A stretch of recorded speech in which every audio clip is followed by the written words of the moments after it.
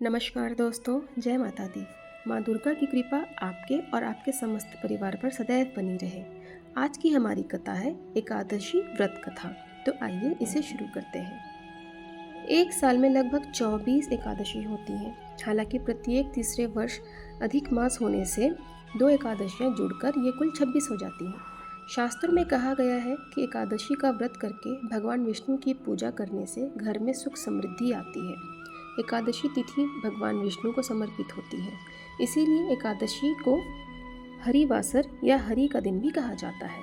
हर महीने कृष्ण और शुक्ल पक्ष में 2 एकादशी पड़ती हैं और इस व्रत को करने से सभी पाप नष्ट हो जाते हैं। एकादशी स्वयं विष्णु प्रिया है, इसीलिए इस दिन व्रत जप तप दान पुण्य करने से प्राणी श्री हरि का सानिध्य प्राप्त कर जीवन मरण के बंधन से मुक्त होकर मोक्ष प्राप्त करता है।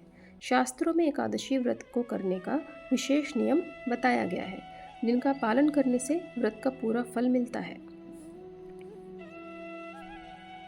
जो लोग किसी कारण से एकादशी व्रत नहीं कर पाते हैं, उन्हें श्री हरि एवं देवी लक्ष्मी की कृपा पाने के लिए एकादशी के दिन खान पान एवं व्यवहार में सात्विकता का पालन करना चाहिए। एकादशी के बारे में हमारे शास्त्रों में लिखा गया है, ना विवेक समो बंधुर्नैकादश्या परम व्रतम। इसका अर्थ है एकादशी के व्रत से बढ़कर कोई व्रत नहीं होता है और विवेक के समान कोई बंधु नहीं होता है। माना जाता है कि अगर कोई व्यक्ति 5 ज्ञान इंद्रियों को साध लेता है तो वह प्राणी पवित्र हो जाता है। एकादशी के व्रत के बारे में कहा जाता है कि इस दिन शरीर में पानी कम होना चाहिए। व्रत के दिन शरीर में जितना पानी कम होगा, व्रत करने में उतनी ही आसानी होगी। इसके बारे में एक कथा भी है, जिसके अनुसार भगवान व्यास ने भीम को निर्जला एकादशी के दिन व्रत करने का सुझाव दिया था। शास्त्रों में लिखा गया है कि देवर्षि नारद ने 1000 साल तक निर्जला एकादशी का व्रत करके भगवान नारायण जी की भक्ति प्राप्त की थी। इस व्रत को सर्वश्रेष्ठ व्रत बताया जाता है। आइए जानते हैं एकादशी के दिन क्या करें और क्या ना करें। एकादशी के दिन क्रोध न करते हुए मधुर वचन बोलना चाहिए। एकादशी का व्रत उपवास करने वालों को दशमी के दिन मांस, लहसुन, प्याज, मसूर की दाल आदि निषेध वस्तुओं का सेवन नहीं करना चाहिए। रात्रि को पूर्ण ब्रह्मचार्य का पालन करना चाहिए तथा भोग विलास से दूर रहना चाहिए। एकादशी के दिन प्रातः लकड़ी का दातुन न करें। नींबू, जामुन या आम के पत्ते लेकर चबा लें और अंगुली से कंठ साफ कर लें। वृक्ष से पत्ता तोड़ना भी वर्जित है, अतः स्वयं गिरा हुआ पत्ता लेकर सेवन करें। यदि यह संभव ना हो तो पानी के 12 बार कुल्ले कर लें, फिर स्नान आदि कर मंदिर में जाकर गीता पाठ करें या पुरोहित जी से गीता पाठ का श्रवण करें। फिर प्रभु के सामने इस प्रकार प्रण करना चाहिए कि आज मैं चोर, पाखंडी और दुराचारी मनुष्य से बात नहीं करूँगा और ना ही किसी का दिल दुखाऊंगा। रात्रि को जागरण कर कीर्तन करूँगा। तत्पश्चात ओम नमो भगवते वासुदेवाय इस 12 मंत्र का जाप करें। राम, कृष्ण, नारायण आदि विष्णु के सहस्त्र नाम को कंठ का भूषण बनाएं। भगवान विष्णु का स्मरण कर प्रार्थना करें और कहें कि हे त्रिलोकनाथ, मेरी लाज आपके हाथ में है, अतः मुझे इस प्रण को पूरा करने की शक्ति प्रदान करना। यदि भूलवश किसी निंदक से बात कर भी ली तो भगवान सूर्य नारायण के दर्शन कर धूप दीप से श्री हरि की पूजा कर क्षमा मांग लेनी चाहिए। एकादशी के दिन घर में झाड़ू नहीं लगाना चाहिए, क्योंकि चींटी आदि सूक्ष्म जीवों की मृत्यु का भय होता है। इस दिन बाल नहीं कटवाना चाहिए। अधिक नहीं बोलना चाहिए। अधिक बोलने से मुख से ना बोलने वाले शब्द भी निकल जाते हैं। इस दिन यथाशक्ति दान करना चाहिए, किंतु स्वयं किसी का दिया हुआ अन्न आदि कदापि ग्रहण ना करें। दशमी के साथ मिली हुई एकादशी वृद्ध मानी जाती है। वैष्णवों को योग्य द्वादशी मिली हुई एकादशी का व्रत करना चाहिए। त्रयोदशी आने से पूर्व व्रत का पालन करें। केला, आम, अंगूर, बादाम, पिस्ता इत्यादि अमृत फलों का सेवन करें। प्रत्येक वस्तु प्रभु को भोग लगाकर तथा तुलसी दल छेड़कर ग्रहण करना चाहिए। द्वादशी के दिन ब्राह्मणों को मिष्ठान दक्षिणा देना चाहिए। अब आइए जानते हैं कैसे प्रारंभ हुआ एकादशी व्रत। भगवती एकादशी कौन है? इस संबंध में पद्म पुराण में कथा है कि एक बार पूर्ण श्लोक धर्मराज युधिष्ठिर को लीला पुरुषोत्तम भगवान श्री कृष्ण ने समस्त दुखों त्रिविध तापों की मुक्ति दिलाने हजारों यज्ञों के अनुष्ठान की तुलना करने वाले चारों पुरुषार्थों को सहज ही देने वाले एकादशी व्रत करने का आदेश दिया। इस व्रत को करने से जीवन के सारे कष्ट समाप्त हो जाते हैं और उपवास करने वाला दिव्य फल प्राप्त करता है। अतः सभी भक्तों को एकादशी व्रत के नियमों को अवश्य अपनाना चाहिए। अब आइए जानते हैं क्यों नहीं खाते हैं चावल। पौराणिक मान्यता है कि एकादशी के दिन चावल खाने से प्राणी रेंगने वाले जीव की योनि में जन्म लेता है, किंतु द्वादशी को चावल खाने से इस योनि से मुक्ति मिल जाती है। कथा के अनुसार माता शक्ति के क्रोध से बचने के लिए महर्षि मेधा ने शरीर में त्याग कर दिया और उनका अंश पृथ्वी में समा गया। चावल और जौ के रूप में महर्षि मेधा उत्पन्न हुए, इसीलिए चावल और जौ को जीव माना जाता है। जिस दिन महर्षि मेधा का अंश पृथ्वी में समाया उस दिन एकादशी तिथि थी, अतः इनको जीव रूप मानते हुए एकादशी को भोजन के रूप में ग्रहण करने से परहेज किया गया है, ताकि सात्विक रूप से विष्णु प्रिया एकादशी का व्रत संपन्न हो सके। ज्योतिष मान्यता के अनुसार चावल में जल तत्व की मात्रा अधिक होती है। जल पर चंद्रमा का प्रभाव अधिक पड़ता है। चावल खाने से शरीर में जल की मात्रा बढ़ती है और इससे मन विचलित और चंचल होता है। मन के चंचल होने से व्रत के नियमों का पालन करने में बाधा आ जाती है। एकादशी व्रत में मन का पवित्र और सात्विक भाव का पालन अति आवश्यक होता है, इसलिए एकादशी के दिन चावल से बनी चीज़ें खाना वर्जित कहा गया है। आइए जानते हैं कि किस माह में कौन सी एकादशी आती है। चैत्र माह में कामदा और पापमोचनी एकादशी आती है। कामदा से राक्षस आदि की योनि से छुटकारा मिलता है और यह सर्व कार्य सिद्धि करती है। तो पापमोचनी एकादशी व्रत से पाप का नाश होता है और संकटों से मुक्ति मिलती है।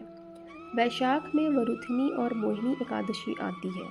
वरुथनी सौभाग्य देने, सब पापों को नष्ट करने तथा मोक्ष देने वाली है, तो मोहिनी एकादशी विवाह, सुख, समृद्धि और शांति प्रदान करती है, साथ ही मोह माया के बंधनों से मुक्त करती है। ज्येष्ठ माह में अपरा और निर्जला एकादशी आती है। अपरा एकादशी व्रत से मनुष्य को अपार खुशियों की प्राप्ति होती है तथा समस्त पापों से मुक्ति मिलती है। और निर्जला का अर्थ निराहार और निर्जल रहकर व्रत करना है। इसके कारण से प्रकार के मनोरथ सिद्ध होती है। आषाढ़ माह में योगिनी और देवशयनी एकादशी आती है। योगिनी एकादशी से समस्त पाप दूर हो जाते हैं और व्यक्ति पारिवारिक सुख पाता है। देवशयनी एकादशी का व्रत करने से सिद्धि प्राप्त होती है। यह व्रत सभी उपद्रवों को शांत कर सुखी बनाता है। श्रावण माह में कामिका और पुत्रदा एकादशी आती है। कामिका एकादशी का व्रत सभी पापों से मुक्त और जीव को कुयोनि को प्राप्त नहीं होने देता है। पुत्रदा एकादशी करने से संतान सुख प्राप्त होता है। भाद्रपद में अजा और परिवर्तनी एकादशी आती है। अजा एकादशी से पुत्र पर कोई संकट नहीं आता, दरिद्रता दूर हो जाती है, खोया हुआ सब कुछ पुनः प्राप्त हो जाता है। परिवर्तनी एकादशी के व्रत से सभी दुख दूर होकर युक्ति मिलती है। आश्विन माह में इंद्र एवं पापांकुशा एकादशी आती है। पितरों को अधोगति से मुक्ति देने वाली इंदिरा एकादशी के व्रत से स्वर्ग की प्राप्ति होती है, जबकि पापांकुशा एकादशी सभी पापों से मुक्त कर अपार धन, समृद्धि और सुख देती है। कार्तिक में रमा और प्रबोधिनी एकादशी आती है। रमा एकादशी व्रत करने से सभी सुख और ऐश्वर्य की प्राप्ति होती है। देवउठनी या प्रबोधिनी एकादशी का व्रत करने से भाग्य जागृत होता है। इस दिन तुलसी पूजा होती है। मार्गशीर्ष में उत्पन्न और मोक्षदा एकादशी आती है। उत्पन्ना एकादशी व्रत करने से 1000 वाजपेय और अश्वमेध यज्ञ का फल मिलता है। इससे देवता और पितृ तृप्ति होती है। मोक्षदा एकादशी मोक्ष देने वाली होती है। पौष में सफला एवं पुत्रदा एकादशी आती है। सफला एकादशी सफल करने वाली होती है। सफला व्रत रखने से अश्वमेध यज्ञ का फल प्राप्त होता है। पुत्र की प्राप्ति के लिए पुत्रदा एकादशी का व्रत करना चाहिए। माघ में षटतिला और जया एकादशी आती है। षटतिला एकादशी व्रत रखने से दुर्भाग्य, दरिद्रता तथा अनेक प्रकार के कष्ट दूर होकर मोक्ष की प्राप्ति होती है। जया एकादशी व्रत रखने से ब्राह्मण इत्यादि पापों में छूट व्यक्ति मोक्ष प्राप्त करता है तथा भूत पिशाच आदि योनियों से में नहीं जाता है। फाल्गुन में विजया और आमल की एकादशी आती है। विजया एकादशी से भयंकर परेशानी से व्यक्ति छुटकारा पाता है और इससे शत्रुओं का नाश होता है। आमल की एकादशी में आंवले का महत्व है। इसे करने से व्यक्ति सभी तरह के रोगों से मुक्त हो जाता है, साथ ही वह हर कार्य में सफल होता है। अधिक मास माह में कमला एवं परमा एकादशी आती है। पद्मिनी एकादशी का व्रत सभी तरह की मनोकामनाओं को पूर्ण करता है, साथ ही यह पुत्र, कीर्ति और मोक्ष देने वाला है। परमा एकादशी धन वैभव देती है तथा पापों का नाश कर उत्तम गति भी प्रदान करने वाली होती है। एकादशी का व्रत करने के लिए सुबह नित्य क्रिया से निर्वित होकर स्नान करें, फिर घी का दीपक जलाकर भगवान नारायण की पूजा करें और आपसे जाने अनजाने में जो भी अपराध हुआ है उसके लिए क्षमा प्रार्थना करें। इस दौरान ओम नमो भगवते वासुदेवाय मंत्र का जप भी करते रहें। एकादशी की रात्रि प्रभु भक्ति में जागरण करें, उनका भजन गाएं। भगवान विष्णु की कथाओं का पाठ करें। द्वादशी के दिन उपयुक्त समय पर कथा सुनने के बाद व्रत खोलें। एकादशी व्रत 2 दिनों तक होता है, लेकिन दूसरे दिन की एकादशी का व्रत केवल सन्यासियों, विधवाओं या मोक्ष की कामना करने वाले श्रद्धालुओं ही रखते हैं। व्रत द्वादशी तिथि समाप्त होने से पहले खोल लेना चाहिए। अब आइए जानते हैं हिंदू वर्ष के माह अनुसार कृष्ण और शुक्ल पक्ष में आने वाली एकादशियों की कर्मवश कथाएं। पहली कथा कामदा एकादशी। हर वर्ष कामदा एकादशी चैत्र मास के शुक्ल पक्ष की एकादशी तिथि पर मनाई जाती है। यह तिथि बेहद महत्वपूर्ण मानी जाती है क्योंकि यह एकादशी हिंदू वर्ष की पहली एकादशी होती है। इस दिन भगवान विष्णु की पूजा करने का विधान है। यह तिथि बेहद महत्वपूर्ण मानी जाती है क्योंकि यह एकादशी हिंदू वर्ष की पहली एकादशी होती है। इस दिन भगवान विष्णु की पूजा करने का विधान है। कहा जाता है कि कामदा एकादशी पर भगवान विष्णु की पूजा विधि अनुसार करने से वह प्रसन्न होते हैं तथा सभी पाप मिट जाते हैं। इस एकादशी पर पापों से मुक्ति तो मिलती ही है, साथ में मोक्ष प्राप्ति भी होती है। जो भक्त कामदा एकादशी पर भगवान विष्णु की पूजा करता है तथा कथा कहता है या सुनता है, उसे संपूर्ण फल मिलता है। कामदा एकादशी व्रत करने वाले भक्तों की जीवन में सुख समृद्धि बनी रहती है। व्रत की विधि।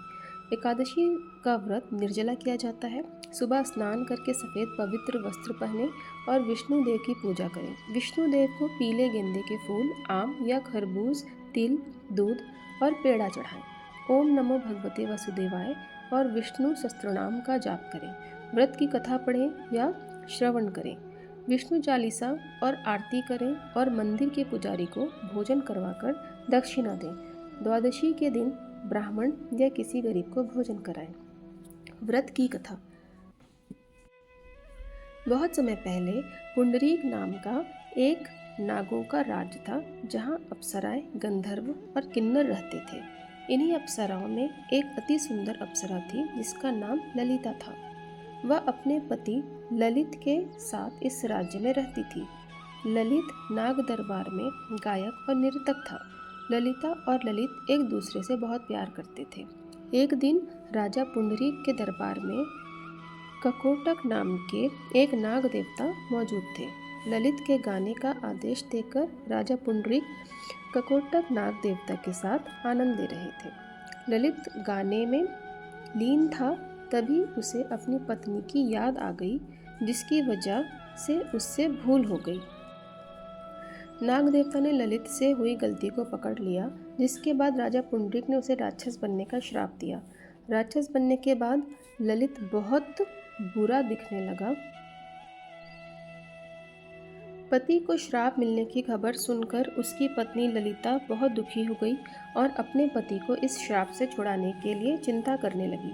जब ललिता अपने पति को पाप से मुक्ति दिलाने के लिए उपाय ढूंढ रही थी, तब उसे एक मुनि मिले जिन्होंने ललिता को कामदा एकादशी व्रत के बारे में बताया। मुनि की बात मानकर ललिता ने उनके आश्रम में कामदा एकादशी का व्रत किया तथा व्रत से मिलने वाले लाभ से अपने पति को ठीक कर लिया। कामदा एकादशी व्रत के लाभ से ललित अपने पापों से मुक्त हो गया और पहले की तरह एक सुंदर बन गया। अब आइए जानते हैं पाप मोचनी एकादशी के बारे में। हिंदू पंचांग के अनुसार चैत्र मास के कृष्ण पक्ष में पड़ने वाली एकादशी को पाप मोचनी एकादशी कहा जाता है। कहते हैं पाप मोचनी एकादशी व्रत रखने से मनुष्य के सभी पाप नष्ट हो जाते हैं और अंत में मोक्ष प्राप्ति होती है। ऐसा मनुष्य नहीं है जिसने जाने अनजाने पाप ना हुआ हो। पाप एक प्रकार की गलती है जिसके लिए हमें दंड भोगना ही होता है। ईश्वरीय विधान के अनुसार पाप के दंड से बचा जा सकता है अगर पाप मोचनी एकादशी का व्रत रखें। शास्त्रों में बताया गया है कि पाप मोचनी एकादशी व्रत को करने से ग्रहों का अशुभ प्रभाव दूर किया जा सकता है। इसके साथ ही चंद्रमा भी जातक को शुभ फल प्रदान करता है। कहते हैं कि इस व्रत को रखने वालों को संसार के सभी सुख प्राप्त होते हैं। आइए जानते हैं इसकी विधि। एकादशी के दिन सुबह उठकर स्नान करने के बाद घर के मंदिर में जाकर भगवान विष्णु के समक्ष एकादशी व्रत का संकल्प लें। इसके बाद पूजा करने से पहले एक वेदी तैयार करें और उस पर 7 धान, उड़द, मूंग, गेहूं, चना, जौ, चावल और बाजरा रखें। वेदी के ऊपर एक कलश की स्थापित करें और उसमें आम या अशोक के 5 पत्ते सजा दें। वेदी पर भगवान विष्णु की मूर्ति या प्रतिमा रखें। इसके बाद भगवान को पीले फूल, मौसमी फल और तुलसी दल अर्पित करें। इसके बाद एकादशी कथा सुने और धूप दीप से विष्णु जी की आरती उतारें। रात्रि भर भजन कीर्तन करते हुए जागरण करें। अगले दिन सुबह भगवान विष्णु की फिर से पूजा कर किसी ब्राह्मण को भोजन कराकर यथाशक्ति दान दक्षिणा देकर उसे विदा करें। इसके बाद शुभ समय में व्रत खोल दें। इस व्रत में फलाहार ग्रहण किया जाता है। अब आइए जानते हैं इसकी कथा। शास्त्रों में वर्णित है कि भगवान कृष्ण ने स्वयं पांडु पुत्र अर्जुन को पापमोचनी एकादशी व्रत का महत्व बताया था। कहा जाता है राजा मांधाता ने लोपश ऋषि से जब पूछा कि अनजाने में हुए पापों से मुक्ति कैसे हासिल की जाती है, तब लोमश ऋषि ने पापमोचनी एकादशी व्रत का जिक्र करते हुए राजा को एक पौराणिक कथा सुनाई थी। कथा के अनुसार एक बार च्यवन ऋषि के पुत्र मेधावी वन में तपस्या कर रहे थे। उस समय मंजुघोषा नाम की अप्सरा वहां से गुजर रही थी। तभी उस अप्सरा की नज़र मेधावी पर पड़ी और वह मेधावी पर मोहित हो गई। इसके बाद अप्सरा ने मेधावी को अपनी ओर आकर्षित करने के लिए ढेरों जतन किए। मंजुघोषा को ऐसा करता देख कामदेव भी उसकी मदद करने लग गए। इसके बाद मेधावी मंजूषा की ओर आकर्षित हो गए और वह भगवान शिव की तपस्या करना ही भूल गए। समय बीतने के बाद मेधावी को जब अपनी गलती का एहसास हुआ तो उन्होंने मंजुघोषा को दोषी मानते हुए उन्हें पिशाचिनी होने का श्राप दे दिया, जिससे अप्सरा बेहद ही दुखी हुई। अप्सरा ने तुरंत अपनी गलती की क्षमा मांगी। अप्सरा की क्षमा याचना सुनकर मेधावी ने मंजुघोषा को चैत्र मास की पापमोचनी एकादशी के बारे में बताया। मंजुघोषा ने मेधावी के कहे अनुसार विधिपूर्वक पापमोचनी एकादशी का व्रत किया। पापमोचनी एकादशी व्रत के पुण्य प्रभाव से उसे सभी पापों से मुक्ति मिल गई। इस व्रत के प्रभाव से मंजुघोषा फिर से अप्सरा बन गई और स्वर्ग में वापस चली गई। मंजुघोषा के बाद मेधावी ने अपने पापमोचनी एकादशी का व्रत किया और अपने पापों को दूर कर अपना खोया हुआ तेज पाया। अब आइए जानते हैं मोहिनी एकादशी के बारे में। वैशाख मास के शुक्ल पक्ष की एकादशी को मोहिनी एकादशी कहा जाता है। यह एकादशी सब पापों को हरने वाली है। इस व्रत को रखने वाले जातक हैं मोहमंडल तथा पातकों से छुटकारा पाते हैं। मोह से छुटकारा पाने की कामना रखने वाले इंसान के लिए बहुत उत्तम है मोहिनी एकादशी का व्रत। आइए जानते हैं इसकी विधि। व्रत के दिन व्रतधारी को सुबह ब्रह्ममुहूर्त में उठकर सभी दैनिक कार्य स्नानादि करके पूजा स्थल पर बैठे और चौकी रखें। अब भगवान विष्णु के मोहिनी स्वरूप का या माँ लक्ष्मी सहित भगवान विष्णु का चित्र स्थापित करें। उनके सामने हाथ जोड़कर व्रत का संकल्प लेकर पूजा शुरू करें। घी का दीपक जलाकर धूप, दीप, नैवेद्य, पुष्प, अक्षत और प्रसाद चढ़ाएं। अब भगवान विष्णु को भोग लगाएं। अब भगवान विष्णु के मोहिनी स्वरूप की कथा सुने और पढ़ें। इसके बाद भगवान विष्णु की आरती करें। व्रती भगवान के भोग के लिए तुलसी दल अवश्य शामिल करें, क्योंकि बिना तुलसी के विष्णु भगवान भोग स्वीकार नहीं करते हैं।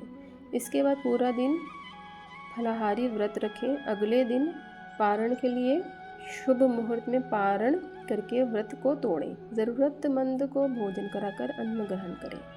आइए अब सुनते हैं इससे जुड़ी एक कथा। यह कथा महर्षि वशिष्ठ ने श्री रामचंद्र जी से कही थी। एक समय श्री राम बोले कि हे गुरुदेव, कोई ऐसा व्रत बताइए जिससे समस्त पाप और दुख का नाश हो। मैंने सीता जी के वियोग में बहुत दुख भोगे हैं। महर्षि वशिष्ठ बोले, हे राम, आपने बहुत सुंदर प्रश्न किया है। आपकी बुद्धि अत्यंत शुद्ध तथा पवित्र है। यद्यपि आपका नाम स्मरण करने से मनुष्य पवित्र और शुद्ध हो जाता है, तो भी लोकहित में यह प्रश्न अच्छा है। वैशाख मास में जो एकादशी आती है उसका नाम मोहिनी एकादशी है।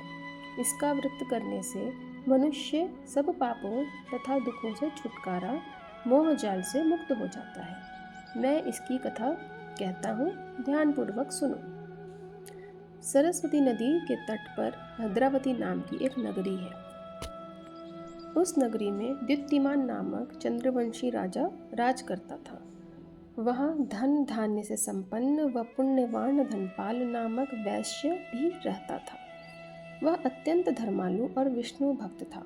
उसने नगर में अनेक भोजनालय, प्याऊ, कुएं, सरोवर, धर्मशाला आदि बनवाए थे।